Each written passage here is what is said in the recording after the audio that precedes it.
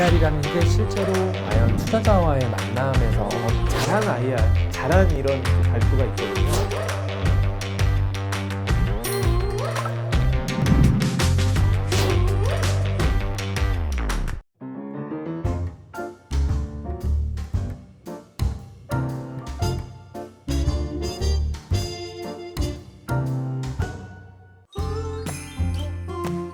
안녕하세요. 네, 안녕하세요. 잘 지내셨나요? 백신도 2차까지 다 맞고 접종 끝났습니다. 네.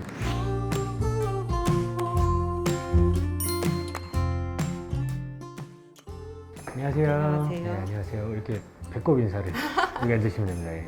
안녕하세요. HD 이니셔티브의 남보현입니다.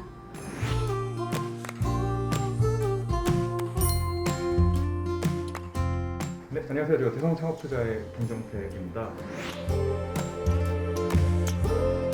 오늘 새 투자자분들의 가구 및 관심 오늘 뭐 좋은 기업가분들 다 오셨는데 그 중에 하나 진짜 특이한 조직이 하나 왔습니다. 저희도 고민을 했는데 잘 알려진 아름다운 가게라고 하는 사실은 비영리 재단이죠. 어떤 내용을 가져올지 좀 궁금한데 저희하고 좀 상의도 하고 투자에 대한 논의도 하고 싶으시다고 해서 오늘 오시게 됐어요. 굉장히 기대됩니다. 오늘 뭐 환경, 헬스케어, 비영리까지 되게 다양한 곳에서 와주셨다고 들었어요. 어떤 분들을 만날 수 있을지에 대해서 되게 기대도 되고 저희가 되게 미약하나마 어쨌건 투자 유치를 고민하시는 분들이니 작은 거라도 뭔가 가져가실 수 있도록 노력하려고 합니다. 사회 문제 해결에 특화된 소셜 벤처 분들이 최근에 상당히 불평이 많은 사회인데 요소요소의 문제를 해결해 주시면서 또 사업성도 가져갈 수 있는 적기라고 생각을 하고 있습니다. 그러면 저희 IR실로 이동해가지고 본격적으로 IR을 시작해보도록 하겠습니다. 안녕하세요. 안녕하세요. 여기 안녕하세요. 앉으시면 됩니다. 네. 저희는 자원으로 활용 가능한 폐기물들을 선별해내고 거기서 나오는 부가가치로 사업을 하고 있는 이노버스입니다. 현재 EU에서는 이번 연도부터 플라스틱 세를 부여를 하게 되었습니다. 이 플라스틱 세는 플라스틱 킬로그램당 0.8유로를 부과를 하겠다는 건데요. 코로나19의 그 경기 부양책과 더불어서 환경 보호를 하겠다는 의미입니다. 하지만 우리나라는 EU의 5대 수출 품목 중에 플라스틱이 들어가 있습니다. 그렇다 보니까 지금 수출에 어려움을 겪고 있는 상황인데요. 하지만 방법이 아예 없는 건 아닙니다. 기존에는 플라스틱을 100% 석유 부산물로 만들었다면 여기에 재생 원료라는 리사이클 플라스틱을 통해서 친환경 제품으로 바꿀 수 있습니다. 그렇기 때문에 고품질의 재생 원료를 필요로 하는 시장이 현재 국내에서 확대되고 있는 상황입니다. 기존에 정유 사업을 하던 여러 화학 기업들이 현재 폐플라스틱 산업 쪽으로 들어오고 있습니다. 하지만 국내에서 고품질의 재생 원료를 만들기엔 몇 가지 애로사항이 있습니다. 그것은 바로 수집, 수거, 선별단입니다.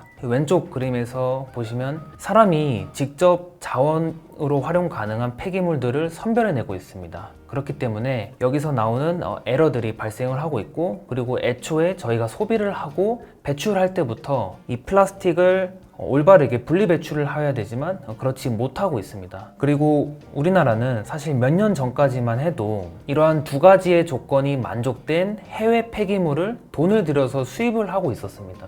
이런 것들로 인해서 고품질의 재생 원료를 확보를 하겠다는 것인데요. 그래서 저는 이러한 문제들을 해결할 수 있는 인공지능 로보틱스를 활용을 해서 국내에서 자체적으로 고품질의 페트를 수집을 할 수 있지 않을까라는 생각을 하게 되었습니다. 저희가 다루고 있는 폐기물은 크게 두 가지입니다. 바로 플라스틱 컵과 페트병인데요. 이 플라스틱 컵은 쓰레기로 취급이 되고 있는 일회용 컵이라고 많이 부르고 있습니다. 하지만 이 플라스틱 컵도 특별한 선별 처리 과정을 거치면 자원으로 되돌릴 수 있습니다. 연간 33억 개가 발생하는 플라스틱 컵을 자원으로 되돌릴 수 있는 시스템을 저희가 만들게 되었습니다. 우선 플라스틱 컵은 95%가 PET 재질로 이루어져 있지만 특정 유통사에서는 PP나 PLA 등의 재질로 플라스틱 컵을 사용을 하고 있습니다. 그렇다 보니 선별장에서는 이것들을 선별을 하기가 굉장히 어렵고, 차라리 다 쓰레기로 버리는 게 더 낫다는 판단으로 지금 다 쓰레기로 처리가 되고 있는 건데, 저희가 이것을 비전 인식을 통해서 플라스틱 컵 하단에 재질을 판별을 하고 PET 플라스틱이면 자동 세척, 자동 적재 시스템을 통해서 자원으로 활용 가능한 플라스틱 컵을 구별해내고 있습니다. 본 제품은 저희가 내년에 있을 일회용 컵 보증금제 시장을 대비한 제품이고요. 페트병도 마찬가지로 특정 선별 시스템을 거쳐야지만 재활용률이 높아지게 됩니다. 특히나 아까 말씀드린 뚜껑, 링, 라벨은 페트병 본체와는 다른 재질이기 때문에 이것들을 구분을 할 수 있어야 되고, 저희 시스템으로 뚜껑, 링, 라벨을 구분을 하고, 그리고 물류 효율화를 위한 압축 시스템을 구비를 해놨습니다. 결론적으로 투명 PET 플라스틱 병만 이 시스템에 모이게 되는 상황입니다. 본 제품은 고품질의 재생원료를 확보로 하는 시장과 적합하다고 볼 수 있습니다. 저희 이노버스가 중요하게 여기는 RVM이라는 기계의 특성은 저희는 세 가지를 꼽고 있는데요. 첫 번째가 자원으로 활용 가능한 폐기물을 정확하게 선별할 수 있는 완벽한 선별 기술, 그리고 폐기물 산업에서 중요한 파트를 책임지고 있는 물류 효율화를 필요로 하고, 그리고 결국에는 확장 가능한 합리적인 가격이 필요하다고 생각을 하고 있습니다. 그래서 이러한 부분에 대한 고민을 하고 충족시킬 수 있는 제품을 개발을 하고 있습니다. 2021년까지는 다양한 기관과 기업, 지자체로부터 레퍼런스를 확보하는 시기입니다. 그리고 2022년부터는 저희가 본격적으로 시장을 확대해 나갈 것인데, 이때 단순히 제품을 많이 납품하는 것이 아니라 고품질의 재생 원료가 실질적으로 만들어질 수 있는지 정확한 모니터링, 그리고 데이터를 분석을 해야 되고, 그러한 시기를 저희가 1년간 잡고 있습니다. 그리고 국내에서 성공 사례를 발판으로 해외로 진출을 해 나갈 것입니다. 그래서 저희는 다양한 품목을 다루는 전용 RVM을 만들 계획이고, 그것뿐만 아니라 시장 특성에 따른 그런 RVM을 개발을 해나갈 것입니다. 지금까지 발표 들어주셔서 감사합니다. 그러니까 초기에도 단계가 여러 가지 있는데, 보통 저희가 만나는 기업들은 우리의 가설이 있고 고객의 니즈나 페인 포인트가 존재하고 우리가 이걸 어떤 솔루션을 해결해 보려고 이 정도까지 한번 돌려봤다에 대한 딱 그 단계가 제일 많은 것 같아요. 근데 그랬을 때 가설에 대한 사실 논리적인 흐름이 되게 중요한데, 말씀드렸던 것들 중에 단지 이노버스가 아니라 이런 솔루션이 있다라고 하면 명확하게 우리가 팔아낼 수 있다라고 하는 논리적인 가설이 되게 중요한 것 같아요. 사람들이 이제 저희의 기계에 참여율이 높아져야 저희의 BM이 잘 워킹해 갈 텐데, 그런 회수 시스템 상으로 그러니까 참여율을 어떻게 높여나갈 계획이신지 좀 궁금합니다. 아무래도 그 리워드가 필요하다고 저희도 생각을 하고 있습니다. 근데 이것이 이제 지속 가능한 리워드가 되기 위해서는 많은 고민을 지금 현재 하고 있고, 그리고 다양한 테스트를 해볼 예정입니다. 그렇게 이제 시장에 따른 리워드 체계를 바꿔나갈 것이고, 이제 사옥이나 뭐 기관 중심 제품 같은 경우에는 리워드를 모든 사람한테 다 지급을 하지 않고 특정 인물을 꼽아서 리워드를 지급하는 방식으로 지금 설계를 해놨고요. 10월 중순부터 SK텔레콤 그리고 SK이노베이션, 연세대학교 중심으로 이제 테스트가 진행될 예정입니다. 특정 영역에서 경쟁이 시작되는 건 사실 굉장히 좋은 신호라고 생각을 하고요. 생태계가 규모가 생긴다라는 이야기이기도 하고, 특히 완전히 새로운 영역에 대한 혁신이라는 건 뒤에서 따라오고 또 따라오고 거기에 쌓이고 하면서 서로 배우면서 생긴다고 생각을 하는데, 지금 이노버스가 들어간 영역이 폐기물 영역이잖아요. 굉장히 어려운 영역이고 아주 큰 영역이고, 그러니까 당연히 후발주자들이 여러 개 생겨야만 한다라고 생각했고요. 괄목할 만한 생태계 성장을 대표한 일이다 라고 생각합니다. 우선은 정확히 지금 우리가 가진 기술이 있다라고 하면 그 기술이 무엇인지를 충분히 표현해 주시지 못한 것 같아요. 처음 듣는 사람이 들었을 때는 뭘 가지고 있지부터, 이게 어떤 차별적인 기술력이 있는 건가? 이런 것부터 좀 궁금해할 것 같고요. 지금 우리가 가진 게 뭐고, 이제 BM의 측면에서 저희가 어떻게 나아갈 건지에 대해서 명확히 좀 표현해 주시면 더 좋을 것 같아요. 어떻게 이게 리워드의 구조가 돌아가는 건지에 대해서 투자자들의 머리에 딱 들어갈 수 있도록, 그거를 만약에 표현하신다면, 대표님의 언어로 표현하신다면 어떻게 표현해 주실 수 있을까요? 우선은 저희가 차별성을 두고 있는 거는 딱 두 가지입니다. 첫 번째는 기계가 가질 수 있는 차별성이고, 두 번째는 이제 비즈니스 모델에 관한 차별성인데요. 기계가 가질 수 있는 차별성은 한 곳에서 한 번에 올바르게 분리배출할 수 있는 환경을 만들자라는 것입니다. 남은 내용물부터 버릴 수 있고 링라벨을 커팅할 수 있는 그러한 시스템을 다 갖췄고요. 실제로도 사람이 모든 거를 다 한 곳에서 할 수 있는 거를 저희는 추구를 하고 있고요. 두 번째는 재활용 플라스틱 밸류체인에서 RVM에 좀 집중을 많이 하려고 합니다. 기존에 했던 플레이어들과 융합을 할 수 있는 방안에 대해서 고민을 하고 있고요. 그분들의 일자리도 있고 그 다음에 소셜벤처가 가지고 있는 미션들도 있기 때문에 그런 부분에 대해서 차이점이 있다고 볼 수 있습니다. 저희가 렌탈로 운영을 하고 있고요. 실질적으로 재생 원료를 필요로 하는 기업들과의 사업을 시작을 할 때는 구매 형태로 운영을 할 것이고 일정 부분 관리비를 받을 예정입니다. 렌탈 시스템과 그리고 구매 시스템에 대해서 여러 모델에 대해서 좀 검증을 좀 해봤습니다. 하지만 이게 B2B와 B2G 대상이기 때문에 자산성으로 들어가는 게 좀 부담스러우신 바이어들이 좀 많았습니다. 그래서 구매보다는 좀 렌탈을 많이 선호하시는 편이어서 렌탈로 운영을 하고 있습니다. 테스트 베드를 진행을 하는 것은 이제 SK 이노베이션과 그리고 한국도로공사의 휴게소에 납품이 되어 있는데요. 거기서는 저희가 제품을 제공을 하고 그 로지스올이라는 택배 물류회사가 수거를 하고 있고 그 수거한 것을 SK 종합화학이나 원료 기업에서 그거를 활용을 해서 자원으로 만들고 있습니다. IR을 받는 투자자가 어떤 관점에서 보는지를 조금 더 생각해 주실 필요가 있을 것 같아요. 이게 무슨 말이냐면 지원 사업이나 여러 사업들에서의 발표 방식과 투자자가 듣고 싶어 하는 거는 좀 다를 수 있거든요.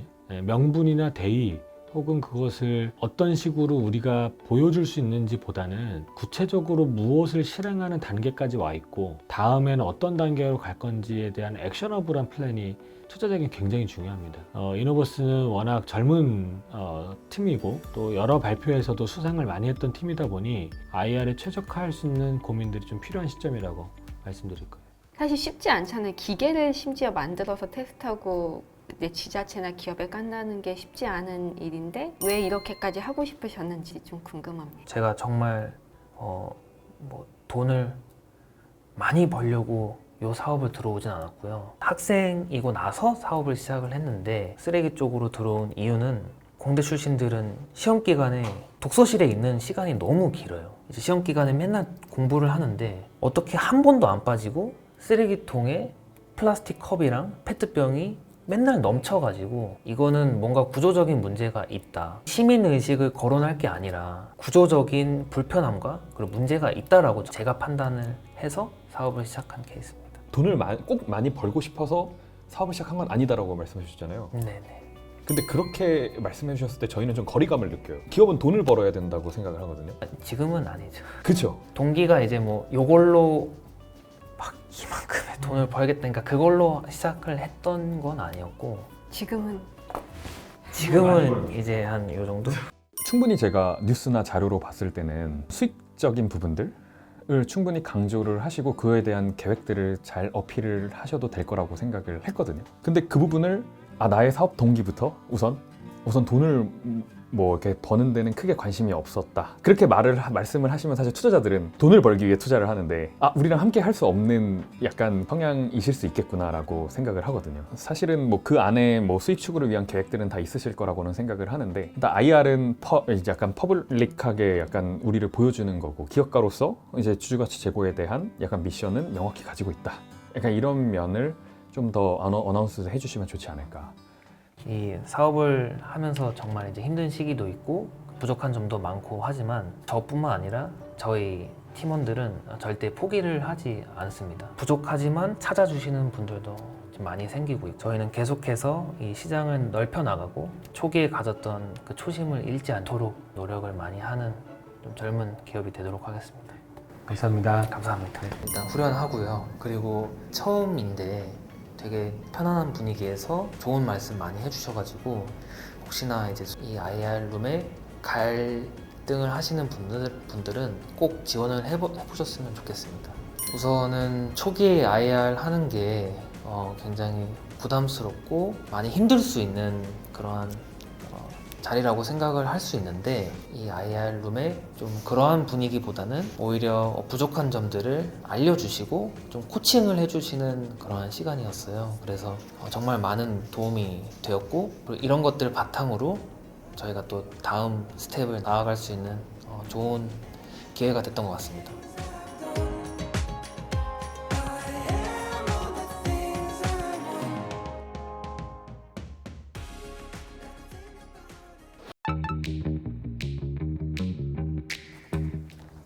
안녕하세요. 안녕하세요. 여기 앉으시면 됩니다.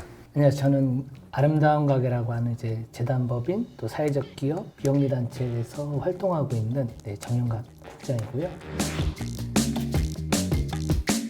현재 대한민국의 100대 기업이 CSR에서 어느 부분에서 지금 참여하고 활동하냐 봤을 때 현금이 20% 포션 차지하고 있고 의외로 물품도 16% 정도 차지하고 있습니다. 현금으로서 우리 사회에 공헌하는 부분과 더불어서 그냥 직접 현물로서 참여하는 부분도 상당히 있고, 근데 이제 실제로 이러한 물건을 이제 수혜받는 수혜기관 입장에서 보면은 애로사항이 좀 상당히 있습니다. 첫 번째는 이제 유통기한이 상당히 임박한 물건들을 보내줍니다. 그러니까 기업 입장에서는 재고 관리 차원에서 시기와 일정이 중요하기 때문에 물건을 그때 즉시에 처리하거나 수급받는 수혜처가 필요한 상황인데 그렇지 못하다 보니까 받기가 어렵지만 받아야 되는 상황이 있고요. 두 번째는 너무 많은 수량을 보내주는 경우도 있어요. 그러니까 이제 한 10개 정도는 필요한데 기업은 그렇게는 관리를 못하죠. 상당히 많은 부분을 이제 지원받는 경우가 있습니다. 근데 이제 그건 왜 그러냐? 일단은 약간 가불관계 입장에서 이제 거절을 못하죠. 한번 기업에 괜찮습니다라고 거절할 경우에 두 번 다시 이제 받을 기회가 없다라고 하는 두려움과 애로사항이 있기 때문에 일단은 받아서 어떻게든 처리를 하는데 뭐 실제 효과적으로 쓰였다라고 좀 보기는 어려운 측면이 있고요. 또 두 번째는 기업이나 수혜처가 제대로 된 정보 소통이 좀 잘 안 되는 것 같습니다. 기업 입장에서는 그때그때 수혜처 대상을 물색하고 지원하는데 사실 많은 에너지나 이제 여러 가지 비용이 드니까 원래 알고 있던데 뭐 넓지 않은 정보화 내에서 진행하다 보니까 이런 현상들이 발생하는 것 같고, 또 수혜기관 역시 뭐 기업 CSR 담당자든가 수급 담당자들한테 직접 연락을 해서 물건을 지원받고 하는 루트를 잘 알지 못합니다. 이러한 부분들을 좀 어떻게 해결할 수 있을 것인가라는 지점에서 좀 고민을 해봤습니다. 그러니까 각각의 수혜자 정보와 기부자 정보에 대한 니즈에 대한 부분들을 데이터베이스화 시켜서 그 맞게 연결해주고 미리 예측된 통계를 가지고서 미리 배분할 수 있다면 좀 좋지 않을까라고 하는 부분들. 그래서 이렇게 지난 11월부터 시작을 해서 5월, 6월달에 이제 플랫폼 사이트까지 오픈을 했는데요. 아주 가까운 편의점을 통해서 내가 필요 없는 물건들, 또 내가 누군가 도움에 참여하고 싶다면은 이 서비스를 통해서 물건을 기부할 수 있는 채널들을 구축을 했습니다. 그리고 이 기부하는 시스템은 전체적으로 이제 기부 이력을 개인이 조회하고 확인증도 발급받고 간편한 물품 기부 시스템 처리를 만들었고요. 또 하나는 각 기관들이 아주 손쉽게 필요한 물건들을 원하는 지정 장소에 원하는 만큼 저희가 보낼 수 있는 체계도 구축을 했습니다. 기업과 개인이 물품 기부에 대한 어떤 여러 가지 니즈들을 직접 물품을 받는 사람들에게 연결시켜주고 이 받은 물건들에 대한 이루어지는 사이클들을 나름 스토리로 컨텐츠를 만들어서 다시 한번 여러 사람들이 보내주어서 다양한 이제 선순환 사이클들을 만들 생각들 구상을 하고 있고요. 그래서 현재는 플랫폼 사이트 오픈한 이후에 이제 9월 지금까지는 이제 누적 기원은 지금 6만 2천 명 정도, 수혜받는 수혜기급 대상자들 같은 경우는 현재 지금 1,600기관 정도 지금 받고 있습니다. 그래서 나눔을 주는 분들과 받는 분들에 대한 참여자들을 일단 확보하는 거 올해 목표로 계속 사업을 좀 이루어 나가고 있고, 아름다운 가게 주력 사업이 재사용 가게를 통해서 운영을 하다 보니까 가게 운영에 대한 전반적인 시스템, 업무 프로세스나 리더십 구조, 또 재무 재정 비용 같은 경우에도 사실 이렇게 디지털 전환이라던가 어떤 IT 개발 쪽에 사실은 충분한 개발 여력은 없는 것 같습니다. 이제 내년도 내부적으로 이제 이것들의 비용을 요청을 하고 이걸 장기적으로 이제 수익을 만들어내기 위해서 이게 과연 이제 아름다운 가게 재무구조상 충분히 이제 서포트가 될 수 있을까라고 했을 때 실질적인 회의감이 있고요. 현재 아름다운 구조 내에서는 좀 어렵다고 판단을 하고 있고, 이제 IR이 가능하다면 오히려 IR 투자를 받고 아름다운 가게 내에 자회사 독립 설립을 통해서 독립적인 사업 구조를 갖는 것이 이 사업을 더 탄탄히 만들어내고 그게 궁극에는 아름다운 가게에도 도움이 되는 방향이 아닐까 싶어서 실제 투자 가능성이 있는지도 탐색해보고 싶고 여러 가지 의미로 좀 자리에 오게 됐습니다. 소셜벤처 영역이기 때문에 그것도 가능한 사건이라고 생각을 하고요. 저는 잘 됐으면 좋겠다는 생각이 들었어요. 왜냐면 비전은 굉장히 명료한데 그것을 사업화하는 것에 지금 여러 가지 어려움을 겪고 계시는 거거든요. 근데 그게 또 불가능한 일이라는 생각보다는 사업에 익숙치 않음으로 생겨나는 문제가 너무 큰 거예요. 근데 익숙치 않은 건 사실 익숙해질 수 있도록 시간 투입을 하면 되는 거고 익숙한 사람의 도움을 받으면 되는 거거든요. 펀더멘털이 없지 않다. 도전할 수 있으면 도전하셨으면 좋겠다는 생각이 들더라고요. 아름다운 가게라고 하는 비영리 재단 내에서 예를 들면 되게 커다란 별도의 사업팀이나 사업본부를 만들지 않고 별도의 주식회사라는 형태로 만들고 싶으셨던 이유가 있는지 하나가 궁금하고요. 두 번째는 그러면 이렇게 투자에 유치하시려고 하는 이유가 수익성을 뭔가 점점 극대화해 나가기 위함인지 초반에 어떤 투자금이나 컨설팅이라고 하는 도움이 필요하기 때문인지 두 가지가 좀 궁금합니다. 비영리 재단법인의 특수성은 배분이라고 하는 절대 명제가 우선하고 있습니다. R&D 투자를 하는 부분들이 항상 우선순위에서 내려가게 되어 있습니다. 배분의 사업의 목표를 제외하고 투자를 할 수 있는 부분들이 여력이 없다는 거죠. 첫 해년도 뭐 시범적으로 운영을 할 수 있어도 이게 장기적으로 이끌어가는 데는 내부적인 한계점이 있습니다. 장기간 수익을 내기 위해서 2, 3년 투자하는 데는 사실 어려운 고민이 있는 지점이 있다는 게 1번이고요. 아름다운 가게는 이제 비영리 법인이기 때문에 투자를 받을 수가 없는 상황이 있습니다. 그래서 투자를 원활히 받기 위한 스핀오프가 필요하다고 생각을 하고 있고요. 구체적으로 어떻게 키워나가야 될지에 대해서 사실은 이전 결과와 다른 사실 사업의 운영 형태를 가지고 있는 것 같습니다. 한 1년 동안 모바일 사업본부를 운영하면서 실제 의사결정 방식이라든가 업무 추진하는 방식이 기존 아름다운 가게는 상당히 다른 방식으로 일을 하고 있습니다. 개발이라고 하는 특수성이 기존 방식과 아름다운 가게 문화체계 업무 프로세스 책임을 완전 다르게 사실 애자일 방식으로 일을 해야 되는 부분도 있고요. 그런 다양한 조직 문화와 운영 체계도 기존의 아름다운 가게와는 상당히 많은 충돌 지점이 있을 거라는 생각이 듭니다. 현상적으로는 뭐 바람직하다고 할 수 있는데요. 비영리 조직이 설립한 이유가 영리 조직으로 수행하기 좀 더 수월하다면 그렇게 선택할 수 있는 도구적 입장에서의 법인을 선택한다? 이거는 뭐 의미가 있다고 생각을 해요. 근데 제가 가지고 있는 좀 문제의식은 뭐냐면 자금 조달 방안과 투자를 구분하실 필요가 있다는 거죠. 자금 조달이라는 것이 대출이냐 지원이냐 이런 부분과 아니면 투자를 받아서 다시 그것을 돌려줄 수 있는 조직이 될 거냐는 성장성에 엄청난 차이가 있거든요. 비영리 조직은 그런 성장성을 추구하는 것이 때로는 옳지 않을 때도 있고 심지어는 그 활동들을 했던 분들이 영리 조직 영역으로 들어왔을 때 투자를 유치한다는 걸 지원금이나 또는 대출과 비슷한 수준을 생각하지 않으셨으면 좋겠다는 건 저의 문제의식입니다. 그 스피노프를 이제 준비하고 계신 거잖아요. 이제 준비가 어느 정도 진행된 건지 좀 궁금합니다. 사실 이 자리가 저는 첫 시작이라고 생각을 합니다. 시장에서 굳이 이런 아이템을 할 필요가 있나?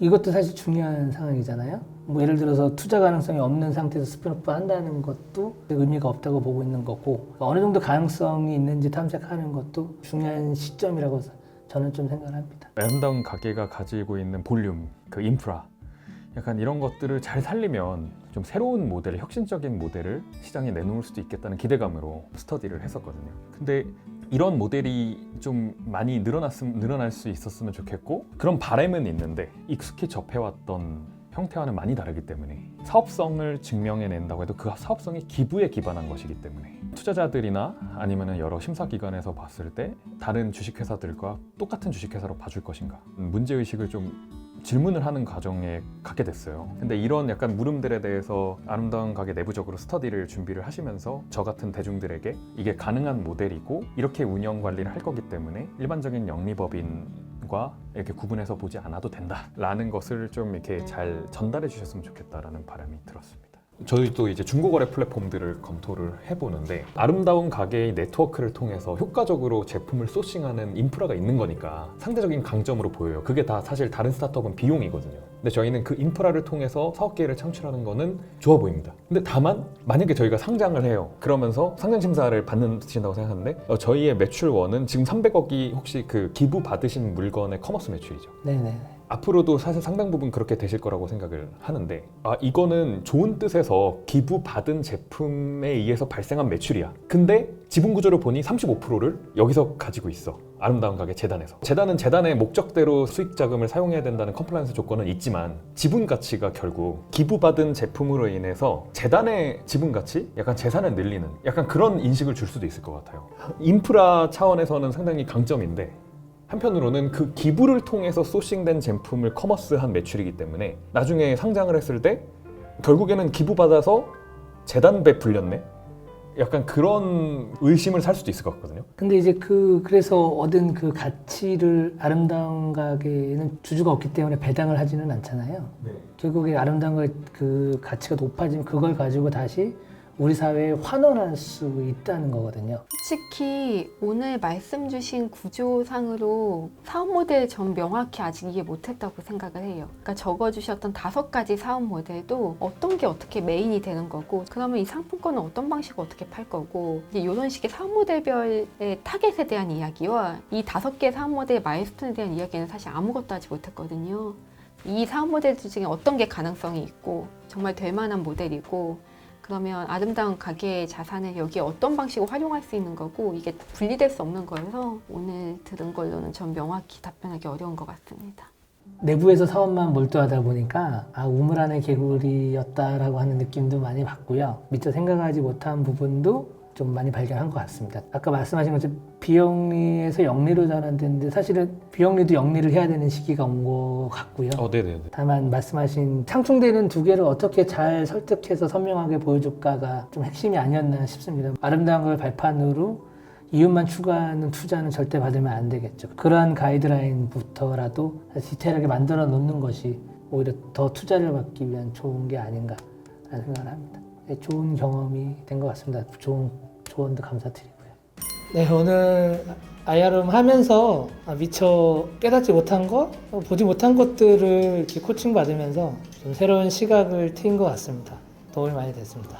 많은 이제 비영리 법인이나 소셜 법인들이 또 새로운 시장에 대한 고민들을 하고 있는데 많이 걱정이 될 거예요. 이 준비를 다해서 뭔가 부딪히기보다는 시작할 때부터 용기 있게 두드려보고, 지금 뭔가 고민이 많은 부분들 잘해서 선보이겠다 하지 말고 용기 내서 한번 도전해보고 코칭 받으시면 정말 도움이 될 것 같습니다.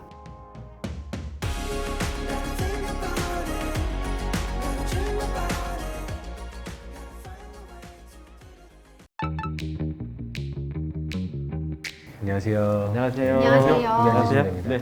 안녕하세요. 저는 비웨이브 대표를 맡고 있는 이승환입니다. 오늘 제가 말씀드릴 내용은 뇌파를 이용한 우울증 진단 AI 소프트웨어 방법에 대해서 말씀드리도록 하겠습니다. 우울증으로 인한 사회경제적 문제가 심각한 상황이에요. 우리나라 우울증 환자가 연 5년간 약 30% 증가했다고 하고 있고요. 코로나19 때문에 현재 우울감을 느낀다고 보고하는 사람들이 전 인구의 약 40% 정도가 우울감을 느끼고 있는 상황이죠. 사회적 취약 계층이 심각한 정신건강 문제, 이런 것들을 두 가지로 볼 수가 있겠는데요. 60세 이상 우울증 환자가 전체 우울증 환자의 약 50%, 병실 환자의 한 3분의 1 정도는 이런 청소년 우울 자살 분이라고 해도 과언이 아닐 정도로 많습니다. 근데 현 시장의 문제를 보면 다른 내과나 외과에서는 혈압계, 체온계, 혈액 검사, 초음파, 영상 이런 것으로 정확하게 진단해내요. 정신과에서는 주로 대면 진료하고 설문지를 이용하는 것이 대부분입니다. 이렇게 되면 무슨 문제가 생기냐면 오진의 가능성이 있고, 조현병인 경우에는 약 50%가 오진이고요. 양극성 정서 장애에서는 약 70% 오진된다고 해요. 근데 저희 회사는 이런 디지털 진단제로서 뇌파 기반 AI 진단 알고리즘을 개발했어요. 그래서 주요 우울증, 조현병, 외상 스트레스 장애에 대한 현재 진단 알고리즘 프로토타입을 개발했고요. 그걸 가지고 현재 진단하는 방법을 논문화하고 특허화해냈습니다. 환자가 오면 이것을 병원에 있는 뇌파로 찍는 거고요. 병원의 서버로 업로드하게 됩니다. 기술을 가지고 있는 분석 서버와 연결이 돼서 환자의 데이터를 분석하고 그 결과값을 의사의 데스크탑 위로 올려주는 그런 서비스를 생각하고 있어요. 그 사람의 진단명과 진단 확률이 제시됩니다. 저희 기술은 뇌의 노드 간 연결성 기반의 기술이에요. 그래서 뇌의 영역을 정한 다음에 A 영역과 B 영역의 연결성이 얼마나 센지 약한지를 정상군과 비교해서 굉장히 뇌파 장비의 신호 감도의 차이 없이 범용적으로 상용할 수 있는 기술이고요. 이런 관련 기술은 전부 SCI 논문에 수백 편이 출간되었고 핵심 내용은 모두 특허화되어 있는 기술입니다. 저희 기술은 진단 정확도를 대면 진단 종합 심리 검사를 이용한 그 진단보다 약 30% 정도 올리는 효과가 있고요. 검사 시효 시간이 종합 심리 검사 대비 66%를 감소해요. 종합 심리 검사 대기 시간이 벌써 3개월이나 걸리고 시간이 3-4시간 정도 걸리거든요. 그런 시간을 굉장히 감소시킬 수 있고요. 저희 회사는 2019년에 창업을 했고요. 그래서 여러 그런 경진대회에 나가서 상을 탄 그런 경력이 있어요. 초기 3년 동안은 연구개발 중심, 그 이후에 2024년부터 시장 판매에 들어갈 수 있는 기술이라고 생각을 하고요. 그렇지만 연구개발 중에서도 임상시험 POC를 통해서 제약회사나 병원과 협력관계를 맺어서 저희가 수익을 낼 수 있을 것이라고 자신하고 있습니다. 전 세계적으로 디지털 전환이 일어나고 있습니다. 그래서 사실은 짧은 시간 내에 정확하게 진단해내는 기술들이 굉장히 중요할 거라고 생각하고요. 또 바이오마커를 이용해서 환자 개개인의 세부 진단이 가능하기 때문에 향후 맞춤의학, 동반 진단이 가능하게 돼서 임상시험 성공률을 획기적으로 높일 수 있는 기술이라고 생각합니다. 그래서 저희 기술을 사용해서 이런 소셜 임팩트를 주면 좋겠다라는 주장을 하고 제 말씀을 마치도록 하겠습니다. 일단 BA부는 굉장히 반가운 주제였고 정신건강 관련된 이제 IR도 받고 심사도 하면서 가지고 있었던 문제의식 중에 하나는 접근성이 떨어지는 서비스들에 대한 안타까움과 그 두 번째는 진단이 되지 않는데 도대체 뭘 어떻게 제고하겠다라는 건지가 이해 안 되는 부분들이 너무 많았는데 정확하게 여기선 진단이라는 것에 테마가 초점이 맞춰져 있다는 게 너무 반가웠고요. 진단이 돼야 치료도 되는 거고 인식도 시작되는 거니까 다만 그 기술의 난이도나 실제 구현 가능한 난이도에 대한 이야기라기보다는 없었던 것을 만드는 것에 대한 난이도입니다. 뇌파로의 정신건강 관련된 진단을 해본 적이 전 세계적으로 없는데 그것을 해내겠다라는 것이 갖고 있는 근본적인 난이도, 여러 가지 의문 또 우려사항 중에 하나였어요. 혹시 저희 기술의 약간 시장성에 대해서 좀 가늠해보고 싶은데요. 약간 좀 레퍼런스가 될 만한 뭐 공동 연구 개발 진행 상황이라든지 아니면은 수주한 프로젝트가 있으시다든지 약간 그런 계약들이 좀 있으신지. 아직은 뭐 너무 미미해서 제가 뭐 말씀드리기는 그렇지만 지금은 그냥 정신건강을 스크리닝에 내려고 하는 회사들은 굉장히 많아요. 그래서 하나 지금 하고 있는 거는 산림청에서 목재주택을 짓고 목재 요양원을 졌는데 그런 나무주택에 있는 분들이 스트레스가 감소될 거라는 걸 증명해내고 싶어 하세요. 그런 거에 대한 공동연구개발, 뇌파나 HRV를 이용해서 소규모 펀드를 딴 게 있고요. 제가 계획하고 있는 거는 임상시험을 좀 계획하고 있어요. 저희가 프로토타입 나왔기 때문에 아직은 그걸 돈 주고 사용할 수 있는 단계는 아니지만 임상시험에서 이 뇌파로 진단한 그런 환자들 대상으로 한 8주, 12주 치료한 다음에 또 뇌파를 잰 다음에 그게 얼만큼 네거티브하게 나오는지 증명해내려는 연구를 조금 생각하고 있어요. 투자자들이 IR 할 때 꼭 듣고 싶어하는 포인트가 존재하는 것 같아요. 특히 처음 IR 할 때는 예를 들면 얼마나 큰 시장을 타겟하고 있어? 그래서 사업이 성장했을 때 얼마나 큰 시장을 먹을 수 있어? 그 다른 데가 따라올 수 없는 진입장벽이나 다른 솔루션과 명확히 차별화되는 차별점이 뭐야? 그리고 그걸 잘 해낼 수 있는 너의 팀의 역량은 뭐야? 라고 하는 이제 그런 포인트들이 있는데 그런 중요한 포인트들 중심으로 IR의 스토리가 짜여지면 좋을 것 같다는 생각이 듭니다. 현재 이의지는 일반 정신과의 환자들보다는 이제 경련성이나 이런 환자들에게 쓰이다 보니까 사실 정신적 질환의 그런 레벨이 있을 텐데 조금 더 경미한 환자들의 데이터는 이 이의지의 데이터에 현재는 많이 없을 것 같아서 의사들이 병원에서 수입을 내야 되기 때문에 정신과는 수입을 낼 수 있는 방법이 별로 없어요. 우울증으로 왔는데 MRI를 찍자 그러면 갑자기 왜 MRI를 찍어? 나는 약간 잠 못 자서 왔는데 MRI까지 찍어야 되나? 심리검사를 하는데 심리검사는 3개월이나 밀려있고 근데 뇌파는 조금 만만하다고 생각하니까 뇌파 검사를 내거든요. 그냥 뇌파 검사를 경련 없네. 그리고 끝나는 거예요. 그런 자료가 많이 쌓여 있죠. 그렇게 사장되는 자료를 이용해서 저희는 기술 개발을 해낸 거고요. 앞으로도 해낼 수 있고요. 사실 사회적 가치와 재무적 가치가 함께 동시에 창출될 수 있는 되게 좋은 영역들이 존재를 해요. 환경이 그러하고 교육도 그러하고 헬스케어도 그러한 영역이어서 우선은 그 안에서도 물론 돈만 벌고자 하는데 그걸 임팩트로 워싱하고자 하는 기업들 잘 발라내야 되는 게 가장 크긴 하지만 그럼에도 불구하고 계속해서 지켜봐야 되는 영역이라고 보거든요. 하나하나가 사람의 건강이라는 것들이 어쨌거나 되게 다양한 측면에서 예를 들면 고령화의 측면이든 아니면 사람들의 정신적 측면이든 채워지지 못하고 있는 사회 문제가 있는 영역이기 때문에 누군가는 계속해서 그 사회 혁신을 일으켜야 되는 부분이라는 점에서 저희는 주목을 하고 있습니다. 뇌 노드의 연결성을 확인하는 작업이 한 번 있고 그 데이터를 가지고 딥러닝으로 분석해서 이제 값을 추출해내고 일반인과 아닌 사람들의 그 우울증 정도를 판단해내는 게 이제 저희 기술의 스텝일 맞아요. 것 같은데 네, 맞아요. 그 스텝에 있어서 이거를 정말 잘 해낼 수 있는 기술력을 가진 저희 멤버들이 어떻게 구성되어 있을까요? 제가 의사고 저랑 같이 15년 동안 공동 연구를 한 한양대학교 공대의 임창환 교수님이라는 분하고 같이 만든 회사고요. 그 제자인 고려대학교 황한정 교수라고 고려대학교 공대 교수, 그다음에 지금 연구 교수는 신미선 박사 이렇게 넷이 기술적인 지분을 나눠 갖고 있고요. 굉장히 좋은 비즈니스를 해줄 수 있는 분들을 좀 영입하려고 지금 노력 중이고요. 동전의 양면 같은 것인데 지금 당장 투자자들이 보았을 때 타겟군이 사회적 가치를 되게 지향하고 계시기는 해요. 지금 해야 될 것도 급하고 돈을 벌어야 되고 B2B도 어려운데 지금 B2C를 이야기하냐에 대해서 공격을 되게 많이 받을 여지가 있는 곳이지만 그럼에도 불구하고 5년 뒤, 10년 뒤, 15년 뒤 점점 커질 사회적 이슈를 선제적으로 대응해야 된다는 점에서는 이 기업이 5년, 10년, 15년을 갔을 때 지향점이 잃지 않으면 더 큰 사회적 가치를 향해서 나아갈 수 있는 기업일 것 같다. 이 기술을 통해서 어떤 프로젝트를 수행을 해서 얼마만큼의 현금을 창출했는가 그 시장성에 대한 약간 그 요구 기준이 높아지는 것 같아요, 점점. 그래서 이제 저희도 그걸 체감하니까 투자 심사를 할 때 지금 시장 태핑을 어떻게 하고 계신가, 글로벌리 진출을 하신다면 실제로 글로벌 파트너십은 진행되고 있는가, 만약에 투자 심사를 한다면 평가될 것 같아요. 요새 국내 회사에서 다 이렇게 디지털 세라피우틱스를 하려고 해요. 그럼 저는 그렇게 대표님한테 그렇게 말씀드려요. 디지털 다이아그노스틱이 없이 디지털 세라피우틱스가 성공하기 힘들 겁니다. 정신과 영역에서 하려면 그걸 하실 거면 저랑 같이 하자. 긍정적으로 검토하시겠다 한 게 있고요. 제가 의사니까 제가 힘을 쓸 수 있는 건 임상 시험을 하자고 좀 몇몇 회사들하고 얘기를 해놨습니다. 그냥 약물, 너네가 주력으로 하는 그런 항우울제나 이런 약이 있으니까 니네 약을 쓴 다음에 진짜로 이게 좋아지는지 검증하는 거를 해서 같이 논문을 내주자. 제가 잘하는 게 논문을 쓰는 게 제가 재주니까 그렇게 너희 회사 버젯을 줘서 우리가 이런 거를 해서 논문을 써주면 너희 회사도 좋고 우리 회사도 좋고 여기 요청하는 것도 만족시키고 그런 식으로 조금 접근하려고 하고는 있어요. 저희 투자자들은 저희 고유 계정을 운용하는 경우도 있지만 대부분 위탁받은 돈을 운용하고 있기 때문에 물론 저희의 개인적인 레코드를 위해서도 성공적인 투자 이력을 위해서도 엑싯을 신경 쓸 수밖에 없지만은 본연적으로 그 타인의 자본을 위탁받은 위탁 운용자이기 때문에 저희 엑싯을 당연히 신경 써야 되는 게 저희의 사명입니다. 그렇기 때문에 뭐 돈을 추구한다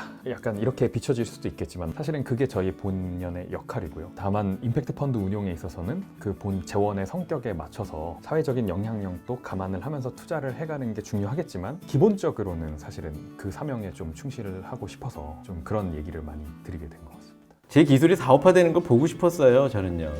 이게 좋은 기술이고 되게 유용하게 쓰일 수 있는 기술이라는 거를 저는 확신하고 있고요. 그래서 어떻게든 이게 사업화가 돼서 모델을 찾아가면 좋겠는데 다 말씀해 주신 것처럼 비즈니스 쪽에는 제가 재주가 없어요. 그래서 그런 파트너를 지금 찾으려고 그 접점이 누굴까, 그런 좋은 인연이 될 사람이 누굴까 이렇게 지금 기다리고 있습니다. 그 다음 스텝으로 또 갔으면 좋겠습니다. 네, 수고하셨습니다. 감사합니다. 감사합니다.